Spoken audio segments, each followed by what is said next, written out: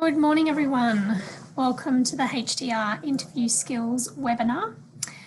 My name is Georgia Riddler and I am the HDR Careers Educator at QUT. Now, also on board today, I have Katie Theobald, who is supporting me in the background. Thanks for waving, Katie. Katie is also our Industry Engagement Officer who looks after all of our industry engagement partnerships, which we will talk a little bit about today as well. But she'll be in the background helping out. So if there's any issues, please pop it in the chat and Katie will do her best to support you through that. Now, I'm seeing many of you have already popped your student numbers in the chat function. Thank you. That just helps us keep a record of your attendance, but also keeps a record in terms of your student transcript so that you can see at the end of candidature all of the activities that you've attended during your time here at QUT, which can be very helpful to try and remember once you get to interview stage. So please do pop that in. Now, a little bit of housekeeping just to make the experience of learning today as valuable as possible. Number one, please make sure that you mute your sound and stop your video for now, just so that we can increase the bandwidth and accessibility for everyone. Number two, feel free to use the chat function at any time. Even if you have a question, pop it in there. I'm going to do my best to keep my eye on the chat function and answer as many questions as I can. Okay, so please do feel free to pop it through. The third piece, which might be of interest to you, is that within your Zoom function that you have up on your page, on your screen right now, you might find it valuable to select the view options and choose side by side. It allows you to see me as I'm talking and the slides next to each other. And you can also select the speaker view on the side as well, which just makes sure that as I'm speaking, my screen is up, not someone else's who accidentally unmuted themselves. Okay, so I hope that's useful for you in setting up. Now, before we begin, I'd like to acknowledge the traditional owners. QUT acknowledges the Turrbal and Yagara as the First Nation owners of the lands where QUT now stands. I pay respects to the elders, laws, customs and creation spirits and recognise that these lands have always been places of teaching, research and learning. QUT acknowledges the important role Aboriginal and Torres Strait Islander people play within our broader QUT community. Now, you're going to have to bear with me today because I have got a bit of a croaky voice, but I'm hoping I'll be able to get all the messages through to you. Now, for those of you who are joining us for the first time within our GRED offerings, GRED stands for Graduate Research, Education and Development. And our job as our team is to curate online training to assist you in advancing your research, leading your career and engaging with industry. Okay. Now, in terms of those three areas, we offer a range of offerings, so a range of professional development events just for HDR students. So if you didn't already know, GRED has identified the top 20 skills that HDR graduates need for both industry or academic roles as they graduate. So around this beautiful wheel here, you'll see the range of different skills that are listed that we've identified through our research and benchmarking. But not only that, attached to each of those skills, we have developed some offerings, some events, some online modules, some webinars like this one today that feed into the skill development for each of those areas.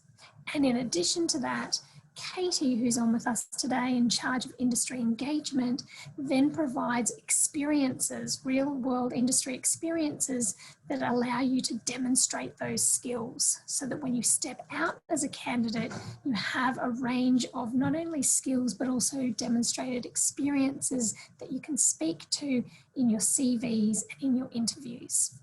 Okay, so if you're looking for more information about that, there is the link there at the bottom that links you to our skills assessment tool that helps you assess where are your skills at and where are the gaps so that you can best prepare yourself for graduation.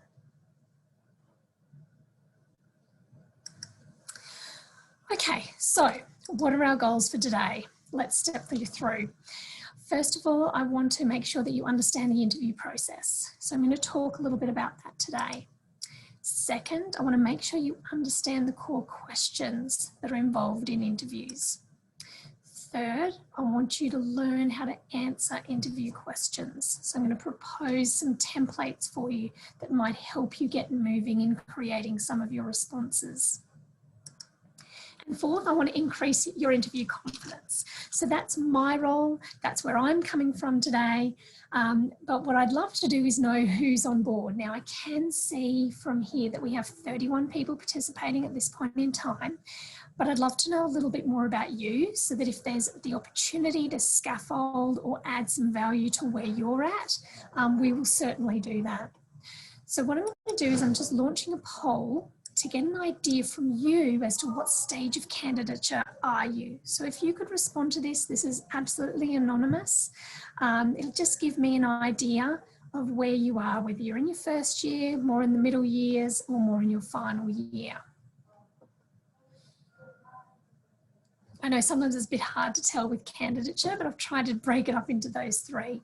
All right, that's great. I've got quite a few responses through there. Just a couple more people adding theirs in, and then I will share those with you just so you can see as well. So majority of those participating today are in that final year of candidature. So this is pretty critical for you. There's a few people in the middle years, and there's lovely to see there's quite a few of you in your first year who I'm assuming are wanting to gain some knowledge and understanding in this space, which is great because interview skills is all about even the public speaking piece of being able to pitch yourself. Okay, so this is wonderful. Excellent, thank you for that. Now I do have a second one, so I'm going to pull that one up because this will help me move on to the second piece. So the second question that I'm really curious to hear about you is around your job interview experience, which if we were face to face, I'd be having conversations with you, but we're not don't have that opportunity right now. So what is your experience with job interviews? Have you none? You've never had one. Maybe you've had experience of 2 to 4 job interviews. Maybe you've had 5+ job interviews. Tell me your story through this poll.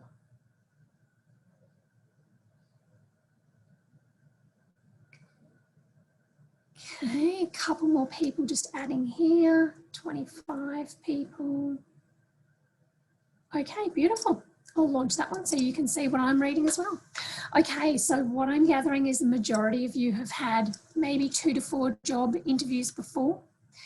There's quite a few of you who've not had a job interview before, so that's great that you're jumping on board today, and some of you have had even more experience with job interviews. Now that is just perfect because that leads me into the final question that I have for you. I know I'm bombarding you with questions, but this really teaches me where you're at and gives me a greater understanding. So the third and final poll is around interview confidence. So I want to know, how confident do you feel about performing in an interview? So I'll launch this poll here and you can see the options. You're either not at all confident, you have no idea what you're going to be asked, you're reasonably confident but appreciate knowing a bit more, or actually you're quite confident but a few extra tips would be great. Where are you in terms of your confidence?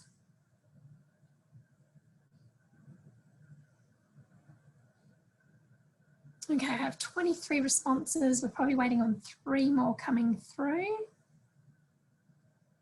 Excellent. Great, thanks everybody. Here I'm going to pop this one up.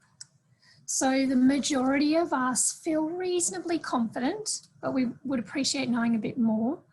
Then we have about 12 of you who are not at all confident, and that's completely understandable, just particularly if you haven't had a job interview before or you haven't had much experience. There's a couple of people who actually are quite confident but wouldn't mind a few extra tips. So we're going to speak to this today. You're going to be able to walk away from today knowing that there is a certain structure to interviews and knowing that you can prepare for interviews and be able to typically answer 70% of the questions without much concern. okay, which is great. There will always be the curveball questions that you just may not have prepared for, but we'll speak to those today as well. So I'm just going to stop sharing that and jump back into the slides. Oh, sorry, popped those three through. Okay, so first and foremost, let's just get an overview of the process of the invitation to interview. So you've submitted your CV, your cover letter, and most likely your selection criteria for a job advertisement. Okay, hopefully you've done a really good job of it. You've followed some of the guidelines in our job applications webinar that I ran 3 or 4 weeks ago. And you've reached the point where you've received an invitation to the next phase, which is that interview phase.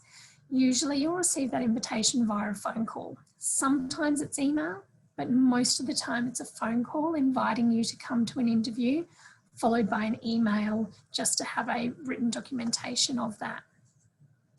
From that invitation, you may be asked to attend a screening session. Now that could be a phone screening, that could be a video screening. Often the screening is with the recruitment agent or the chair of the panel. It's not regularly with a large group of people.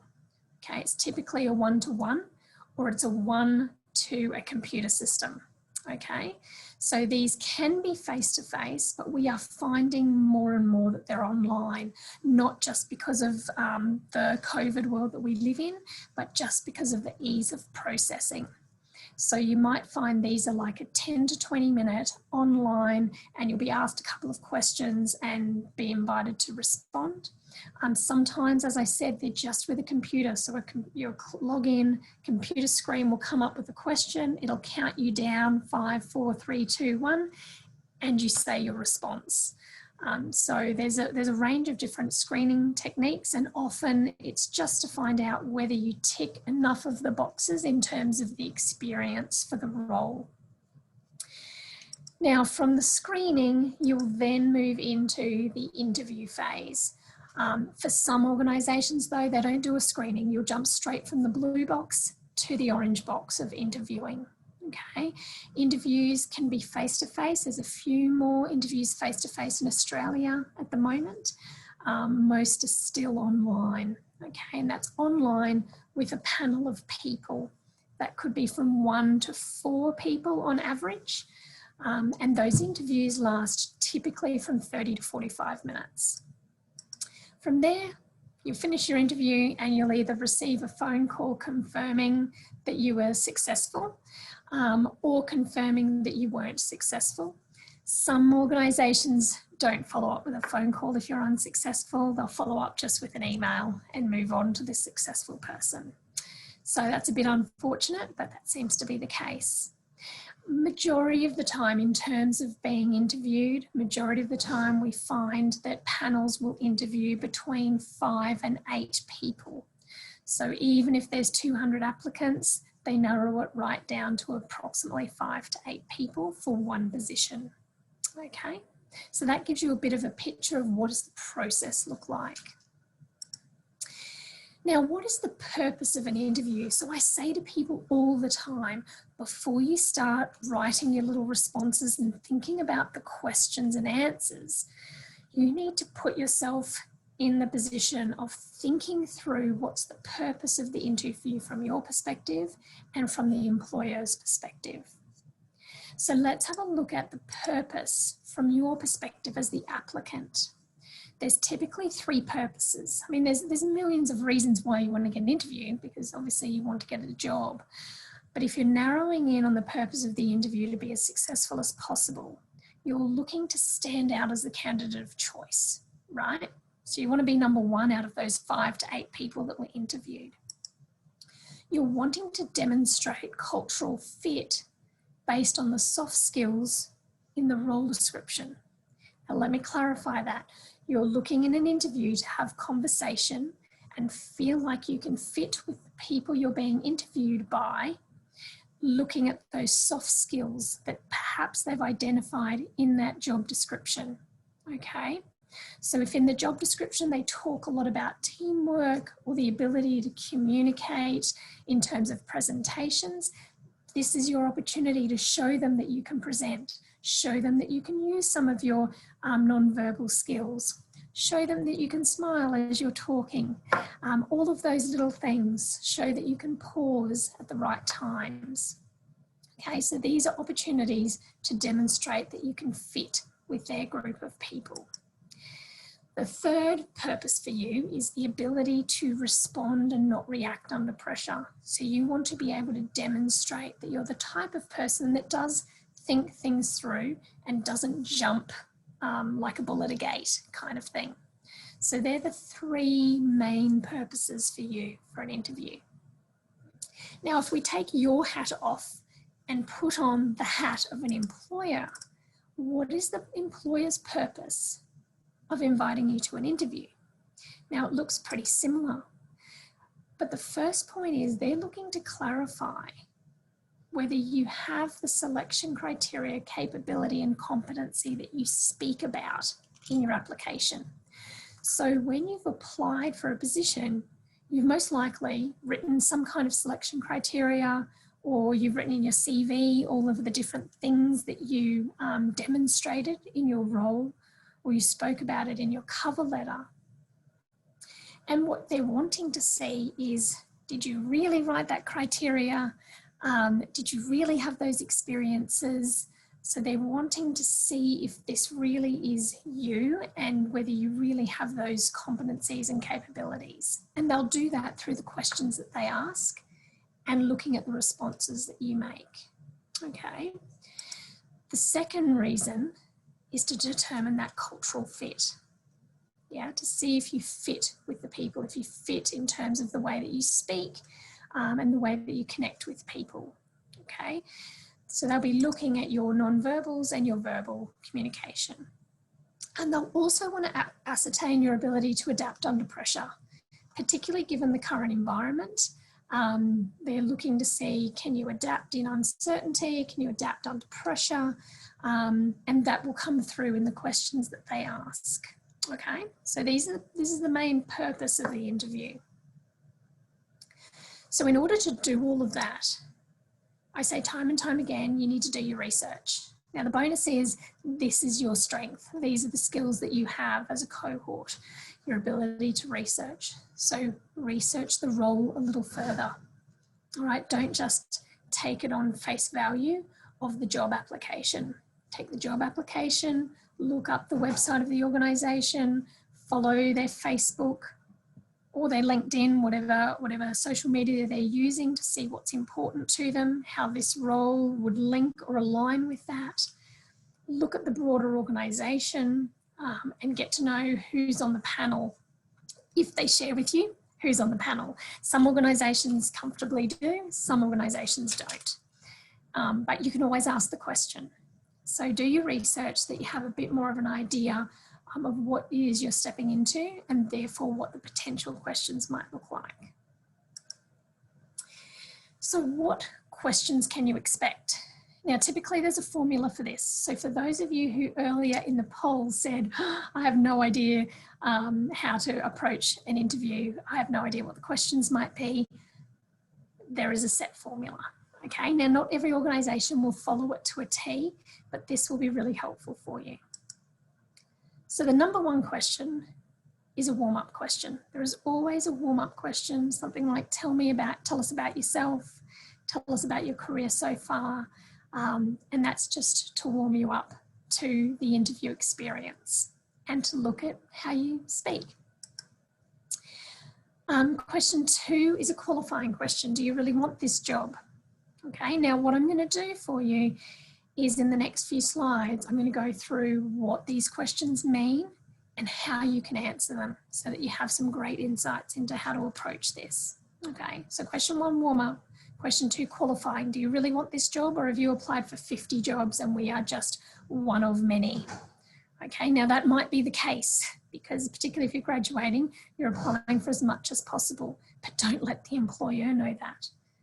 They want to think that you are 100% focused on just this role. Okay, and so it's very important to make sure that you can respond to why are you the most suitable for this job. There will always be clarifying questions, okay, and that's usually clarifying the selection criteria.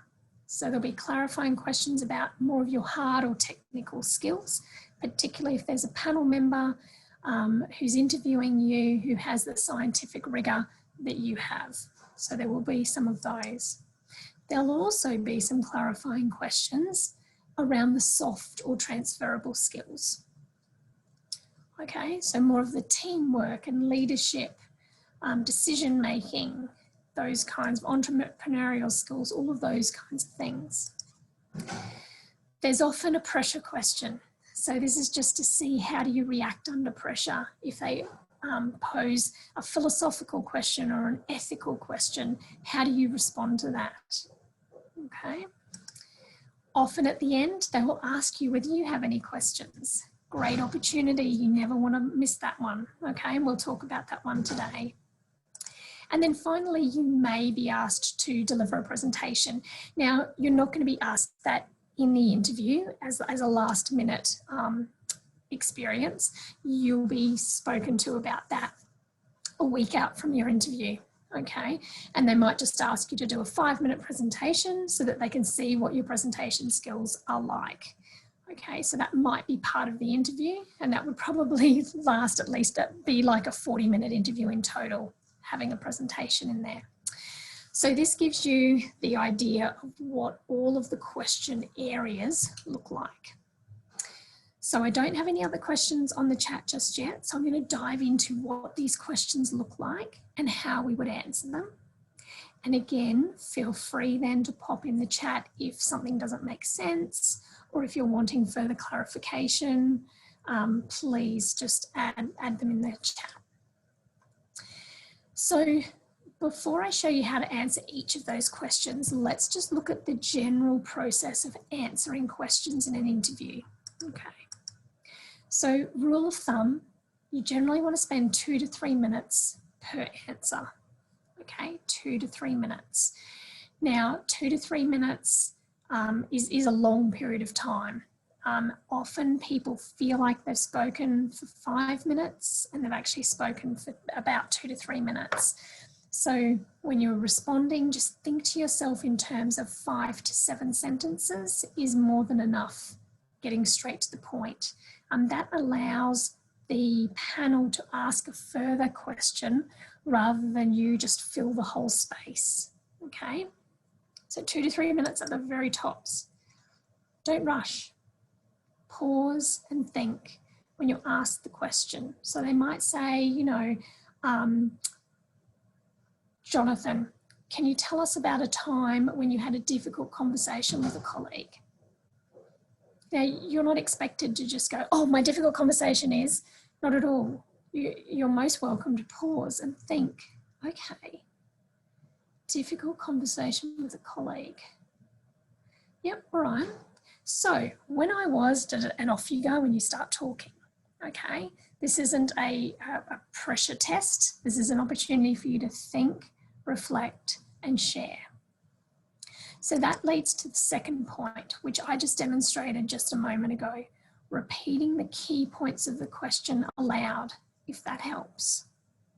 Now, the reason I say that is because sometimes in an interview, the panel will ask long questions and you start responding and then you think to yourself, oh my God, what was the question again?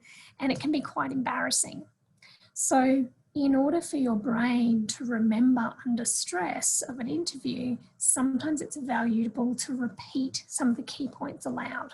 So just like I did, oh, okay, a difficult conversation or whatever it might be. Okay, so if that's helpful for you, go for it. It doesn't look strange. I hope I didn't come across strange. It's just showing my thoughtfulness and that I'm reflecting on my experiences to be able to provide the most relevant example for them. And then you speak. Okay, so 2 to 3 minutes, no need to rush. Repeat key points if you want, and off you go and speak.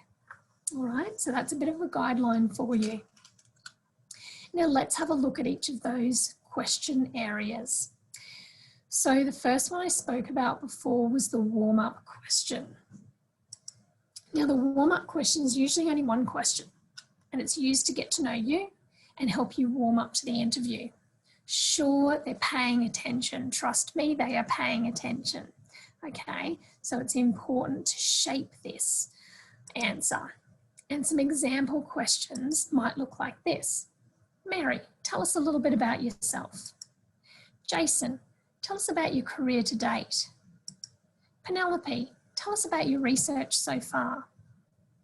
All of these are about getting to know you. Now, although the question might be, tell us about your research, they're not really asking for you to repeat verbatim your research abstract, okay? What they're doing when they're saying, tell us about, is they're providing you an opportunity to have a conversation with them as human to human rather than an interview type process. So it's an opportunity to talk a little bit about yourself, but with the role in mind. How do we do that? Here's how we answer it. Consider talking about your past, your present, and then your future in relation to the role. And remember the time frame. I'd probably only be aiming actually for 2 minutes for this type of response. So I'd be looking at about 5-6 sentences. Here's an example. In the lead up to doing my PhD or MPhil, I completed an undergrad degree in X and an honours project in Y. I found great interest in this area, whatever that is, and decided to embark on a PhD MPhil in whatever it is. I've been particularly interested in whatever you're particularly interested in, but that's relevant to the role. And these factors of my research, and I'm keen to apply my skills to whatever the core function is of the role. Okay, so this is a key opportunity to talk a bit about yourself. So if I asked, tell us a bit about yourself, this answer would stand up perfectly. Tell us a bit about your career so far. This answer stands up perfectly. Tell us a little bit about your research. This answer stands up perfectly. Okay, so what this tells you is that if you can craft a little example, now obviously this is a little shorter, I need to add a couple more sentences, but if you can shape a response like this, then no matter what you get asked as your first question in an interview, I would probably say 85% of the time, you will be able to nail it with this type of response. Okay, which is really valuable, particularly when it's the first question. If you know, oh, okay, I can just tell them about me and I know what my response is, it can give you that certain level of confidence. Okay, now what they're not asking you to do when they say, tell us about yourself, they're not looking for you to go, oh, well, my name is Georgia, I have 3 brothers and sisters, I have a dog and a cat. They're not looking for your personal story. What they're looking to see is, can you talk about your career / research / experiences, and can you link it a little bit to the role that you're applying for?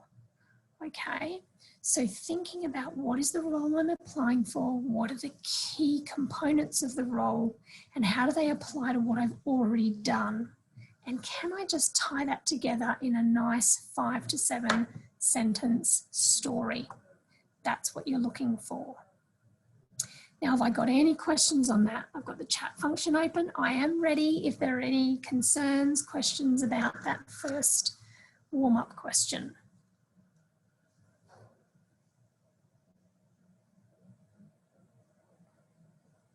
Okay, I've got nothing so far, so I'm going to keep going. So that's the question 1 area.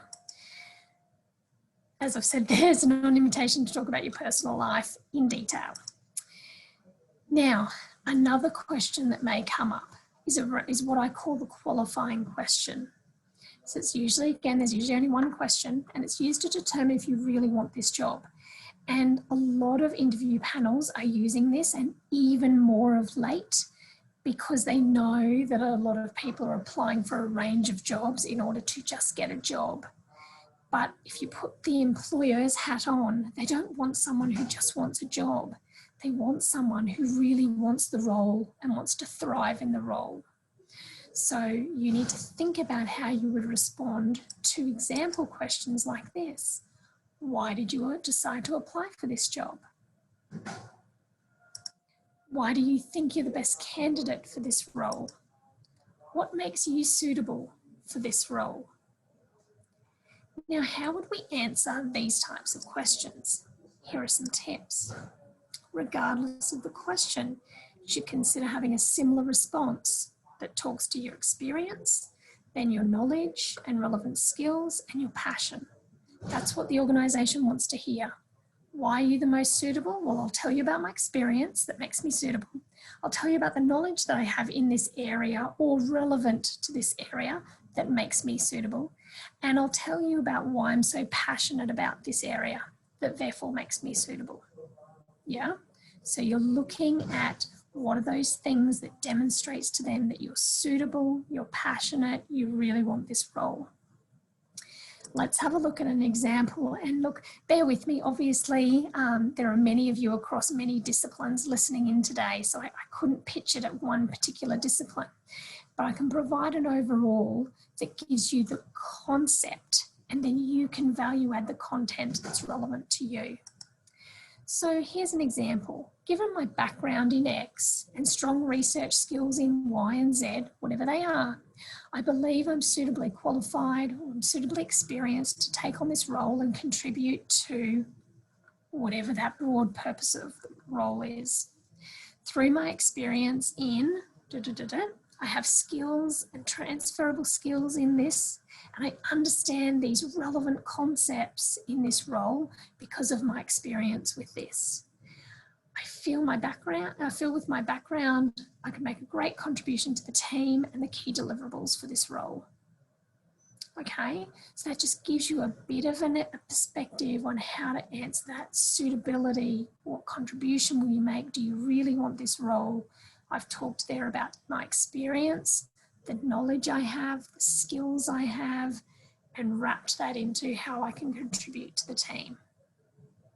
Okay, and then the panel goes, okay, we've got someone who really wants this role. Let's listen in. All right, so moving on to the third question area. Now, these are the clarifying questions. These aren't the scary ones, guys. These are the ones that are typically linked to the selection criteria. So you might be asked 2 to 4 questions. Look, generally it's two questions related to the technical or research-based selection criteria. Okay, so selection criteria are the key, essential and desirable skills or knowledge that the organisation requires for the role that you're applying for. So you will already have your responses that are in the document, they'll have that in front of them, but they may want to clarify a little bit more. So they might be asking you something to do with the technical skills you have, and they might just simply ask for, give us another example. So they use this to determine your competency, your capability and your knowledge, right? So not just have you written it, can you also articulate and speak to us about it. Can also be used to determine your ability to respond well to challenges related to each of the criteria. So they might talk about, one of the criteria to do with some of your technical skills, and was there a time when you struggled in the lab or struggled working with your team to provide a research outcome or apply for a grant? Okay, so there might be examples like that. So in regards and in responding, you can consider that, they might ask, look, in regards to this technical skill, have you ever had a challenging situation and how did you respond? Okay, so in most cases, you will have faced a challenging situation of some nature, right? Generally in the selection criteria, they're not asking you for challenging situations. They're asking you to demonstrate you've had the skills and experience. Now in the interview, they're going to sit down and have a look at it and go, we either need a bit more information about that, or we want to know from John, what about when it doesn't work well in terms of this technical or research skill or experience? That's where they might ask a question. So it will be valuable for you to write down an example of a challenging situation that you could talk about with pretty much any technical or research experience.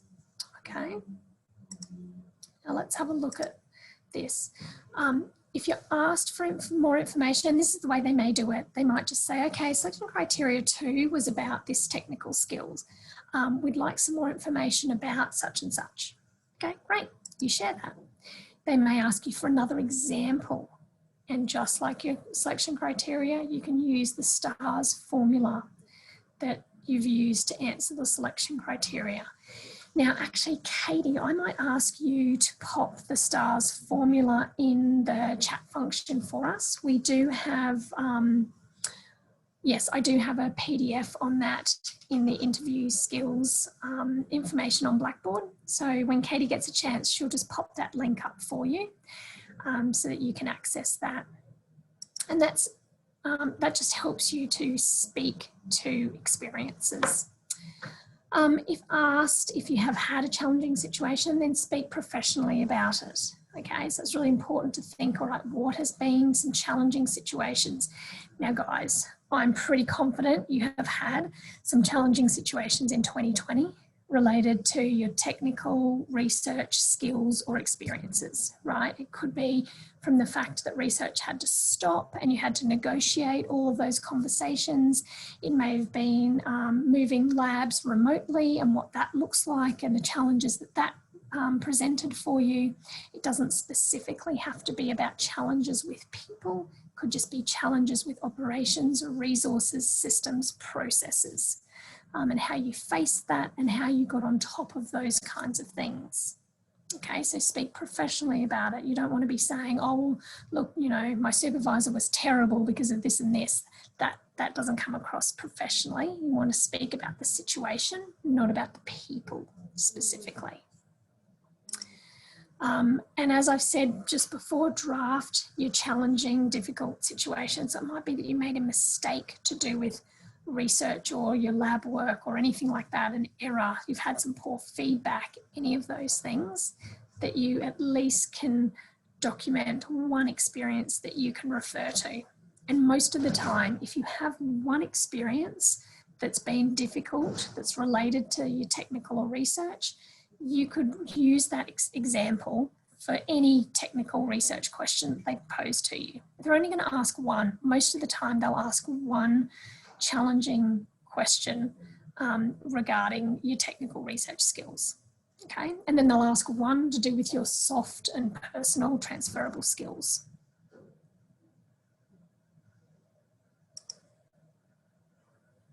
All right, the next section of questions, again, they're clarifying, which makes it easy because you've generally already written about it in your selection criteria. But these are around your soft, your transferable skills, your people skills. So around teamwork, around your oral written communication skills, around your entrepreneurial skills, your transdisciplinary skills, those kinds of things.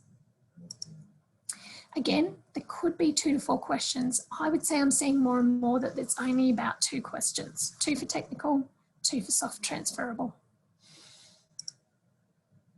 They're used to clarify your understanding, your perspectives, and your awareness of people. And this links in with that cultural fit. So this is important to consider. It can also be used to demonstrate, determine your ability to respond well to challenges related to each of the criteria that are to do with your soft skills. So for example, they might ask, in regards to teamwork, have you ever had a challenging situation and how have you responded? And there you will talk about your response just like you would respond in selection criteria, which Katie has popped in the chat. I can see there. Thank you, Katie. And so you'd say, look, in my role as HDR student or a job, if you've already got a job at the moment, in this role, I was required to do this. The challenging situation we faced was the approach that I took was this and this because I understood this about people, I understood that, and the result was this, okay? And that's part of that STAR formula, the situation, the task, the action you took, and the result, Okay, that's the key 4 steps with your response. And it just makes it easier to respond in an interview, particularly if you've got a little bit of a structure rather than just randomly starting talking. So utilise that, that PDF that Katie's popped in there, because it can help you just walk through your responses in an interview, and you can just use it time and time again. Now, how do you answer these types of questions? It's very similar to the clarifying questions of the technical and research. Okay, so if you're asked for more information, share it. If you're asked for another example, use the STARS formula. If asked if you have a challenging situation, don't pretend you've never had one, because that won't show you well. You want to be honest and speak professionally about it. And draft an example. So really, by the end of this, well, maybe by the end of the week, if you sit down and spend some time on it, you should be able to draft yourself an example of your technical research challenging situation and your people skills challenging situation and how you responded. And then share it with someone who you know or who knows you, just to check that you've utilised the right words and you've still spoken professionally in the process. Okay, so there's some tips on how to answer those. Okay, what's next? The pressure question. All right, now not all interviews have a pressure question, but I am seeing more and more of it, so I would like you to be prepared for it. Now, there's usually only one pressure question, and its purpose is it's used to determine if you can remain resilient in the face of adversity or uncertainty. Okay, so it's really to just put you off guard a little bit. It's not about finding out if you have the right answer, but more about seeing how you respond or react to such a question, and whether you use thoughtfulness or whether you're racing through responses.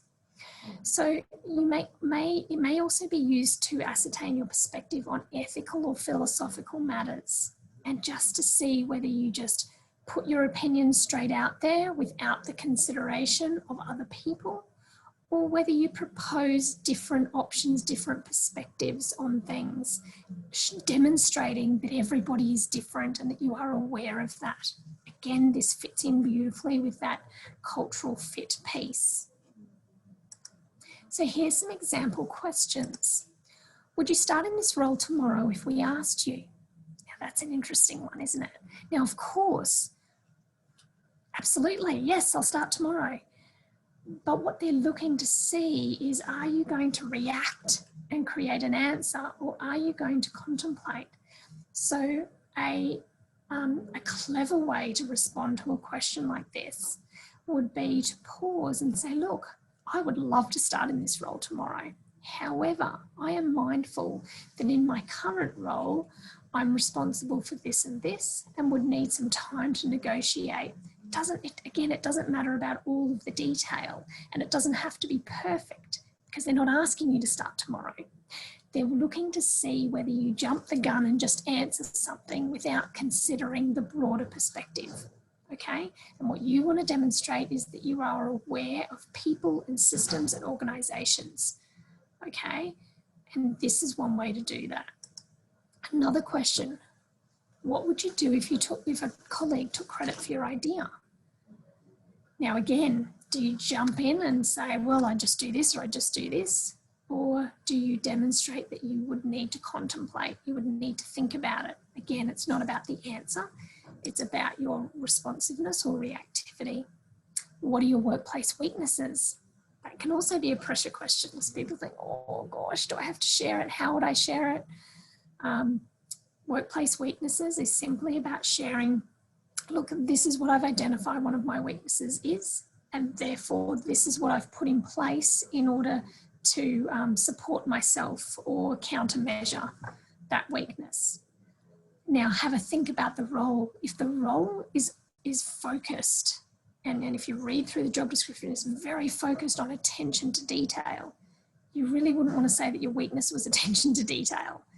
Okay, if it requires a lot of research and memory and all of those kinds of things, and you don't want to say, look, my memory's terrible, that's not going to work. But if your memory isn't the best for remembering people's names and faces, then you may want to speak to that very specifically. You could just say, look, one of my weaknesses is when I'm meeting new people, remembering their faces and names. So what I find I have to do is make a little note afterwards of some identifying factor about the person, which helps me remember their name and face, and I have to practice, and I may not remember it the next time, but I will begin to remember as I keep my notes. Simple. Why are they asking the weakness question? A, to put you under pressure first, but B, to see if you can speak to the fact that you can identify that you're not perfect, because we're not as human beings. You're not perfect.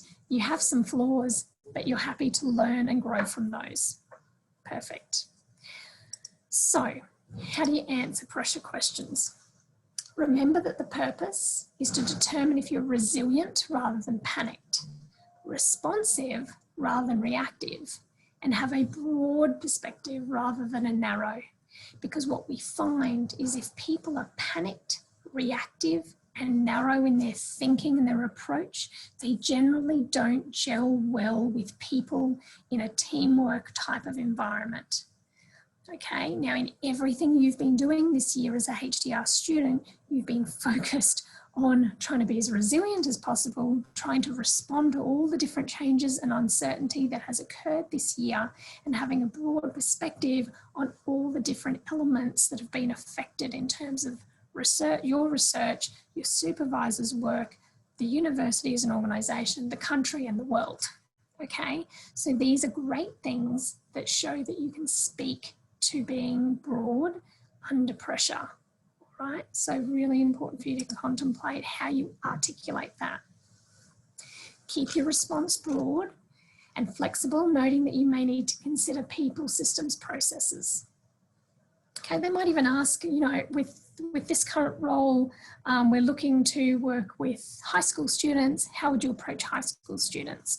Again, you don't have to give the exact answer, but you need to be able to say that, look, here are some ideas, but what I would need to take in mind are the people in the current environment, the systems that are in place, and the processes that need to be followed in order for new ideas to be implemented. Beautiful. Shows I'm not panicked, shows I'm not reacting and quickly going, oh, I've got the answer, and shows that I've got a broader perspective, that there are other elements to consider, not just me and my ideas. And lastly, acknowledge a skill that might need development. This is that weakness space and how you identify that skill. Okay, so that's to do more with those weakness questions. Now, the last key area is your question. All right, so at the end of an interview, most often you'll be asked, do you have any questions or do you have any comments? Okay. Use this as an opportunity, okay? It's very important to ask a question because it's your last opportunity to showcase you.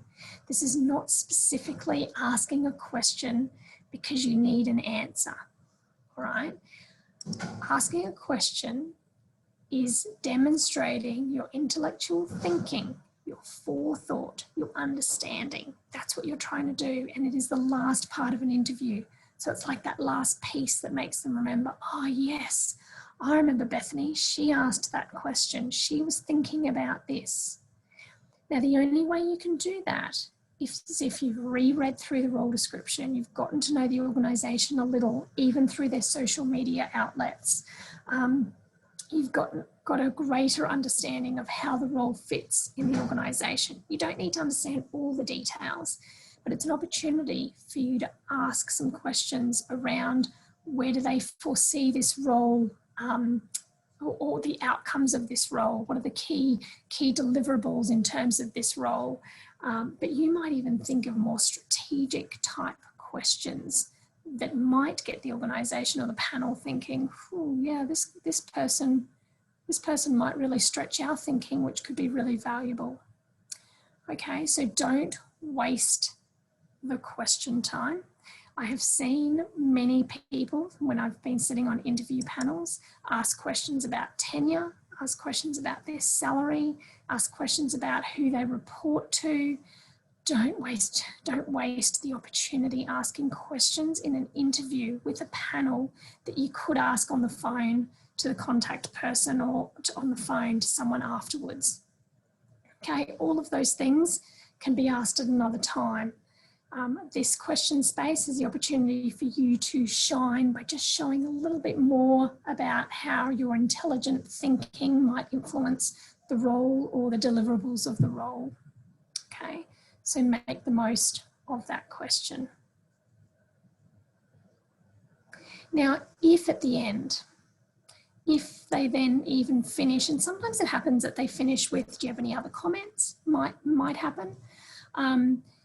Feel free to add some information about yourself that perhaps you weren't asked. So you might find that when you're preparing for an interview, you've got, okay, I'm going to talk about this, I'm going to talk about that. You might get to the end of the interview and think, gee, they didn't ask a difficult situation question, or they didn't ask me about my career story so far, or about a particular skill that I really wanted to share with them because it's a new thing that's happened.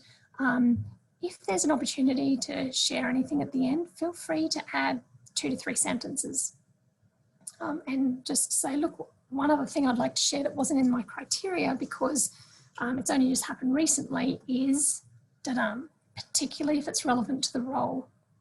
Okay, so again, just popping in any of those gems that help them believe that you fit, that you have the skills, knowledge, experience, that you have the passion and interest for the role. Now, I am often asked by people, Georgia, how do you set up for an interview? Let me walk you through a few steps on how to actually set up for an interview. Now, let's go with face-to-face, and I'll also talk about online. So face-to-face, obviously dress appropriately. Work attire, pretty critical. You're better off being a little overdressed than underdressed, okay? So generally, gentlemen, if you're going for a mid-management or higher management role, a tie. Women, if you like ties as well, go for it. Typically, a jacket of some nature, okay? Male or female, doesn't matter. But again, it depends on the role, so just pay attention to those types of things. Arrive at the destination 30 minutes beforehand, just so you're not panicked trying to find a car park and then you're puffed going into an interview. Doesn't look good being puffed and being sweaty. All right, then arrive at the meeting room about 15 minutes before you need to arrive. Firmly shake hands with all panel members and smile. Now, this is an interesting one. I have had some students who've gone for interviews face-to-face and the panel have shook hands, some where they haven't shook hands. What I'm going to say to you is if you're going for a job interview sometime in the next 2 to 3 months, I would contact the key contact person first, generally the recruitment person, and find out in the interview, do the panel anticipate handshaking or not? Because the last thing you want when you're already a little nervous walking into an interview is that uncomfortable, do I shake hands? Do I not? You just don't want that. Now, they might put their hand out to shake straight away. They might then have hand sanitizer that you all just rub your hands and we're done. It would be good for you to find out, or if you are very uncomfortable shaking hands, putting that forward straight away so that they know that this next candidate for interview will not be shaking hands. It's completely fine, but don't wait and hope or have that uncertainty. But always smile. Now, once you've done the greetings, sit down, lovely, set yourself up with some water, whether you've got a water bottle or they have a glass of water for you, but always pack a water bottle just in case, even if it's just a little one. Grab your pen and your notes. Now, I say to people, take any notes, all the things we've talked about today. If you have them listed on a sheet of paper of difficult situation, technical skills, difficult situation, people, under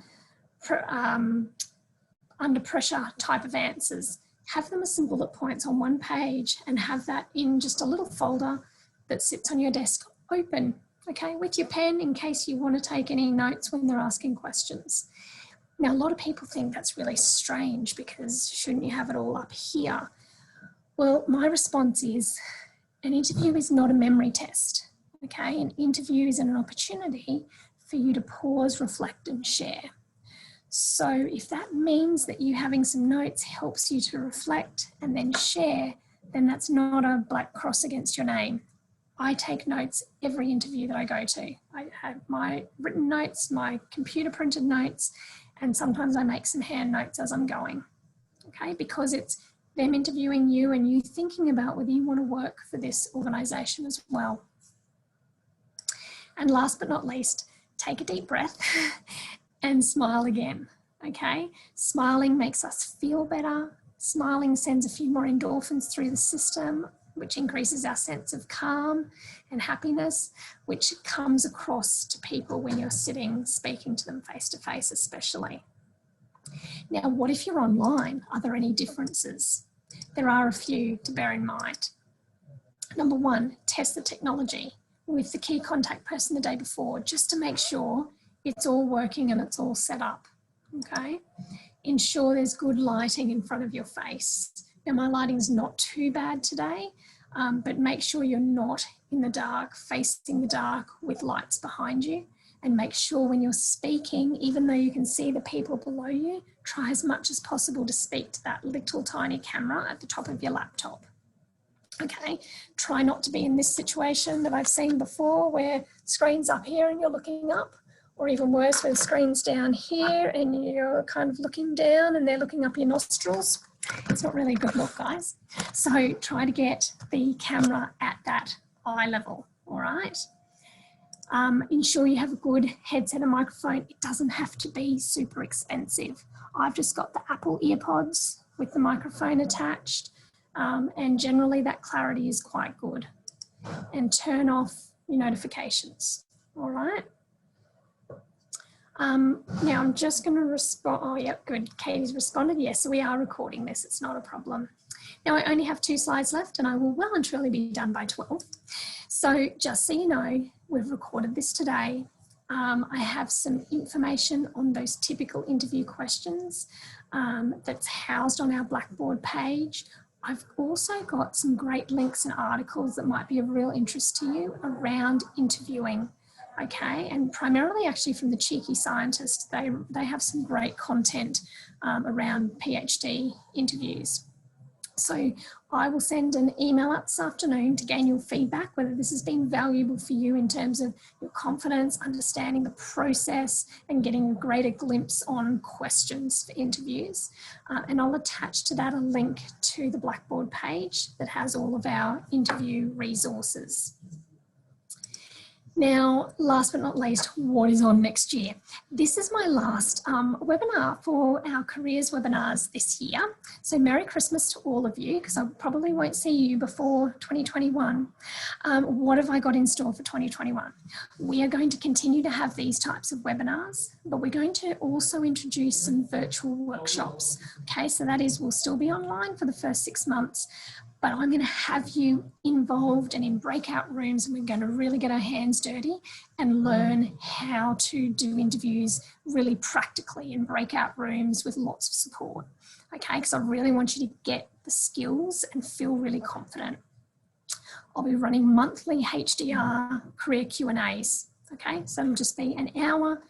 We'll advertise them. If you've got any question at all to do with careers, could be anything, you just jump on and you ask your question and I answer it in real time. And if I don't have the answer, I will go and find the answer.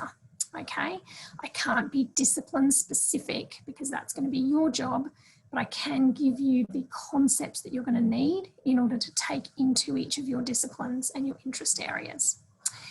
And lastly, with Katie on board running amazing things, we're going to have multiple industry engagement opportunities for you. Okay, so that means not only are you going to build your skills, but you're going to be able to get into industry real world experiences to be able to demonstrate and evidence these skills that you've been learning about in a real world industry environment, so a non-academic environment. And that could be internships, that could be 1 week intensive design sprints, that could be immersions, which look like placements. There will be a range of opportunities, all right? So stay tuned, keep in touch with us. And I can see that, yeah, okay, great. Katie has popped in there the opportunities coming up in 2021. So make sure you register with our expression of interest, that we can just keep you informed of all of the exciting things coming up in 2021. Ladies and gents, it has been a pleasure working with you. I hope you have found it valuable, and we'll send the link out this afternoon with all of the resources for you. Have a great time and Merry Christmas, and we'll see you in the new year. Thank you.